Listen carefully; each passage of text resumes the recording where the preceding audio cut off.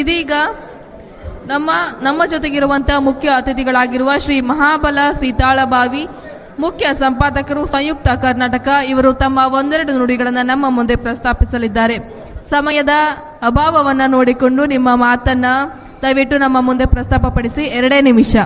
ಜನನಿ ಜನ್ಮಭೂಮಿಶ್ಚ ಸ್ವರ್ಗಾದಪಿ ಗರೀಯಸಿ. ಇದು ನನ್ನ ಊರು, ಇಲ್ಲಿರುವವರು ನನ್ನ ಜನ. ನನ್ನ ಊರಿನ ಈ ಕಾರ್ಯಕ್ರಮದಲ್ಲಿ ನನಗೆ ಭಾಗವಹಿಸೋದಕ್ಕೆ ಅವಕಾಶ ಮಾಡಿಕೊಟ್ಟಂತಹ ಆಯೋಜಕರಿಗೆ ಮೊದಲಿಗೆ ಧನ್ಯವಾದವನ್ನು ಹೇಳ್ತಾ, ವೇದಿಕೆ ಮೇಲಿರುವ ಸಮ್ಮೇಳನದ ಸರ್ವಾಧ್ಯಕ್ಷರಾದ ಶ್ರೀಯುತ ಬೀಗಾರ್ ಅವರೇ, ಎಲ್ಲ ಗಣ್ಯರೇ, ನಾನು ವರ್ಷದಿಂದ ಪತ್ರಿಕಾ ವರದಿಗಾರಿಕೆ ಮಾಡ್ತಾ ಅಖಿಲ ಭಾರತ ಮಟ್ಟದ 18 ಸಾಹಿತ್ಯ ಸಮ್ಮೇಳನಗಳಲ್ಲಿ ಭಾಗವಹಿಸಿದ್ದೆ. ಉಡುಪಿಯಿಂದ ಆರಂಭಿಸಿ ಕಳೆದ ವರ್ಷ ನಡೆದ ಮಂಡ್ಯ ಸಾಹಿತ್ಯ ಸಮ್ಮೇಳನ, ಇಲ್ಲಿಯವರೆಗೆ 18 ಅಖಿಲ ಭಾರತ ಮಟ್ಟದ ಸಾಹಿತ್ಯ ಸಮ್ಮೇಳನಗಳಲ್ಲಿ ಭಾಗವಹಿಸಿದ್ದೆ. 7-8 ಲಕ್ಷ ಜನ ಸೇರುವ 3 ದಿನ ನಿರಂತರವಾಗಿ ನಡೆಯುವ ಸಾಹಿತ್ಯ ಸಮ್ಮೇಳನಗಳು. ಆದರೆ ನನಗೆ ಅತ್ಯಂತ ಖುಷಿ ಕೊಟ್ಟ ಸಮ್ಮೇಳನ ನನ್ನ ಊರಿನಲ್ಲಿ ನಡೀತಾ ಇರೋ ಈ ಸಮ್ಮೇಳನ.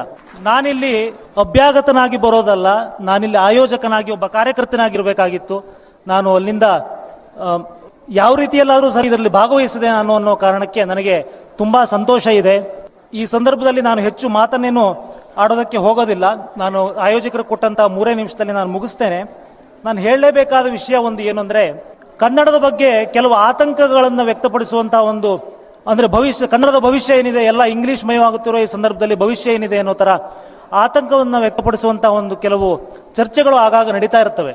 ನಾನು ಒಂದು ಹೊಸ ಟ್ರೆಂಡನ್ನು ಇಲ್ಲಿ ನಾನು ಹೇಳಲಿಕ್ಕೆ ಬಯಸ್ತೇನೆ. ಏನು ಅಂದರೆ, ಈಗ ಈ ಭಾಗದಲ್ಲೂ ನಾನು ನೋಡಿದ್ದೇನೆ, ಇಲ್ಲೆಲ್ಲ ಕನ್ನಡ ಶಾಲೆಗಳು ಮುಚ್ತಾ ಇದ್ದಾವೆ ಅಂತ ಹೇಳಿದ್ರು. ಆಮೇಲೆ ಇವನ್ ವಾಜಗದ್ದೆಯಿಂದ ಹಿಡಿದು ಆರ್ಸಿಕಟ್ಟದಿಂದ ಹಿಡಿದು ಎಲ್ಲ ಇಂಗ್ಲೀಷ್ ಶಾಲೆಗಳಿಗೆ ಮಕ್ಕಳನ್ನು ಇಲ್ಲಿಗೆ ವೆಹಿಕಲ್ಗಳು ಬಂದು ಕರ್ಕೊಂಡು ಹೋಗ್ತಾ ಇದ್ದಾವೆ ಅಂತಲೂ ನಾನು ಕೇಳ್ಪಟ್ಟೆ. ಒಂದು ಹೊಸ ಟ್ರೆಂಡ್ ಏನು ಅಂದರೆ, ನಿಮಗೆ ಬೆಂಗಳೂರಿನಲ್ಲಿ ತುಂಬಾ ದೊಡ್ಡ ದೊಡ್ಡ ಉದ್ಯೋಗದಲ್ಲಿರುವ ಜನ, ಉದ್ಯಮಿಗಳ ಮಕ್ಕಳು, ಉದ್ಯೋಗದಲ್ಲಿರುವ ಜನ, ಅವರು ಕೂಡ ಇವತ್ತು ಮಾತೃಭಾಷೆಯಲ್ಲಿ ತಮ್ಮ ಮಕ್ಕಳನ್ನ ಓದಿಸೋದಕ್ಕೆ ಕನ್ನಡ ಶಾಲೆಗಳನ್ನ ಹುಡುಕಿ ಆ ಶಾಲೆಗಳಿಗೆ ಮಕ್ಕಳನ್ನ ಸೇರಿಸುವ ಟ್ರೆಂಡು ಕಳೆದ 10 ವರ್ಷದ ಈಚೆಗೆ ತುಂಬಾ ಜೋರಾಗಿ ಶುರುವಾಗಿದೆ. ಇಲ್ಲಿ ಇನ್ನೂ ಗಮನಕ್ಕೆ ಬರದೇ ಇರಬಹುದು, ಇವತ್ತು ಬೆಂಗಳೂರಲ್ಲಿ ಆಗಿರೋದು ನಾಳೆ ಇಲ್ಲೂ ಆಗುತ್ತೆ. ಯಾಕೆ ಅವರು ಹುಡುಕಿ ತಮ್ಮ ಮಕ್ಕಳನ್ನ ಕನ್ನಡ ಶಾಲೆಗಳಿಗೆ ಸೇರಿಸ್ತಾ ಇದ್ದಾರೆ ಅಂದರೆ, ಇವತ್ತು ನೀವು ಅದೊಂದು ಭಾಷೆಯ ಸೈಕಲ್. ಅದು ಏನು ಸೈಕಲ್ ಅದು ಅಂದರೆ, ನಿಮಗೆ ಕಳೆದ ಒಂದು 4-5 ಶತಮಾನಗಳ ಹಿಂದೆ ಇವತ್ತು ಇಂಗ್ಲಿಷ್ ಯಾವ ಸ್ಥಾನದಲ್ಲಿದೆಯೋ ಆ ಸ್ಥಾನದಲ್ಲಿ ಇಂಗ್ಲಿಷ್ ಇರಲಿಲ್ಲ. ಆವಾಗ ಫ್ರೆಂಚ್ ಇತ್ತು. ಇಡೀ ಜಗತ್ತಿನಲ್ಲಿ ಫ್ರೆಂಚ್ ಮಾತಾಡೋರು ಇದ್ರು. ಫ್ರೆಂಚ್ ಮಾತಾಡೋದು ಎಲೈಟ್ ಕ್ಲಾಸು, ಅವರು ದೊಡ್ಡ ಜನ ಅಂತ ಪರಿಗಣಿಸ್ತಿದ್ರು. ಅದಕ್ಕೆ ಕಾರಣ ಫ್ರೆಂಚ್ ವಸಾಹತುಗಳು. ಅವರು ಫಸ್ಟ್ ಜಗತ್ತನ್ನು ಆಳದವರು ಫ್ರೆಂಚರು. ನಿಧಾನವಾಗಿ ಅದು ಹೋಗಿ ಇಂಗ್ಲಿಷ್ ಬಂತು. ಇವತ್ತು ಏನಾಗಿದೆ, ಭಾಷೆಯ ನಡುವಿನ, ಹೇಗೆ ಸಾರಿಗೆ ಕ್ರಾಂತಿ ಆದಾಗ ದೇಶಗಳ ನಡುವಿನ ಗಡಿ ಹತ್ರ ಆಯಿತೋ, ಗಡಿ ಅಳಿಸು ಹೋಗ್ತಾ ಇದೆಯೋ, ಅದೇ ರೀತಿ ಸಂವಹನ ಕ್ರಾಂತಿ ಆದಮೇಲೆ ಭಾಷೆಯ ನಡುವಿನ ಗಡಿ ಕೂಡ ಅಳಿಸ್ತಾ ಇದೆ.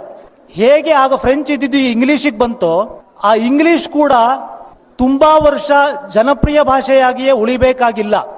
ಯಾವ ಭಾಷೆಯಲ್ಲಿ ಪ್ರತಿಭೆಗಳು ಹುಟ್ಟುಕೊಳ್ತಾವೋ, ಯಾವ ಭಾಷೆಯಲ್ಲಿ ಸ್ಕಿಲ್ ಡೆವಲಪ್ ಆಗುತ್ತೋ, ಯಾವ ಭಾಷೆ ಅನ್ನ ಕೊಡುತ್ತೋ ಆ ಭಾಷೆ ಉಳ್ಕೊಂಡೋಗುತ್ತೆ. ಅದನ್ನ ಯಾರು ಕೃತಕವಾಗಿ ಉಳಿಸಬೇಕಾದ ಅಗತ್ಯ ಇಲ್ಲ, ಅದು ತನ್ನಾರೇ ಉಳಿಯುತ್ತೆ. ಇದು ಆ ಸಂದರ್ಭ ಕನ್ನಡಕ್ಕೂ ನಿಧಾನವಾಗಿ ಬರ್ತಾ ಇದೆ.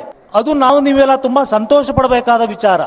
ಹಾಗಾಗಿ ಕನ್ನಡದ ಬಗ್ಗೆ ಏನೋ ಒಂದು ಮುಂದಿನ ದಿನಗಳಲ್ಲಿ ಇದು ಎಷ್ಟು ದಿನ ಇರುತ್ತೆ ಅನ್ನೋ ಥರದ್ದು ಆತಂಕ ಪಡೋದ ಅಗತ್ಯ ಇಲ್ಲ.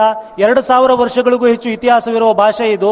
2000 ವರ್ಷಗಳ ನಂತರವೂ ಮನುಷ್ಯರು ಇದ್ರೆ ಕನ್ನಡ ಇದ್ದೇ ಇರುತ್ತೆ, ಅದೆಲ್ಲೂ ಹೋಗಲ್ಲ. ಯಾಕೆ ಈ ಮಾತೃಭಾಷೆಯ ಕುರಿತಾದ ಅಲೆ ಎಲ್ಲ ಕಡೆ ಗೆದ್ದಿದೆ ಅಂದರೆ, ಇವತ್ತು ನೀವು ಜಪಾನು, ಕೊರಿಯಾ, ಜರ್ಮನಿ, ಚೀನಾ, ಹೀಗೆ ತಂತ್ರಜ್ಞಾನದಲ್ಲಿ ತುಂಬಾ ಬೆಳೆದಿರುವಂತಹ ದೇಶಗಳು ಇಂಗ್ಲಿಷ್ನಲ್ಲಿ ಶಿಕ್ಷಣ ಕೊಡ್ತಾ ಇಲ್ಲ, ಸ್ಥಳೀಯ ಭಾಷೆಯಲ್ಲಿ ಶಿಕ್ಷಣ ಕೊಡ್ತಾ ಇದ್ದಾರೆ. ಯಾಕೆ ಕೊಡ್ತಾ ಇದ್ದಾರೆ ಅಂದರೆ, ನಾವು ಅಥವಾ ಜಗತ್ತಿನ ಯಾವುದೇ ಮನುಷ್ಯ ಯೋಚನೆ ಮಾಡೋದು ಅವನ ಮಾತೃಭಾಷೆಯಲ್ಲಿ. ಕಲಿಕೆಯ ಭಾಷೆಯಲ್ಲಿ ಯಾರು ಯೋಚನೆ ಮಾಡೋದಿಲ್ಲ, ಮಾತೃಭಾಷೆಯಲ್ಲಿ ಯೋಚನೆ ಮಾಡ್ತಾರೆ.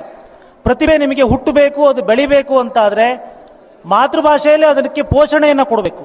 ಸೊ ಆ ಕೆಲಸವನ್ನು ಇವತ್ತು ತಂತ್ರಜ್ಞಾನದಲ್ಲಿ ತುಂಬಾ ಮುಂದಿರುವಂತಹ ದೇಶಗಳು ಮಾತೃಭಾಷೆಯಲ್ಲಿ ಶಿಕ್ಷಣ ಕೊಡೋದಕ್ಕೆ ಒತ್ತು ಕೊಡ್ತಾ ಇದ್ದಾವೆ.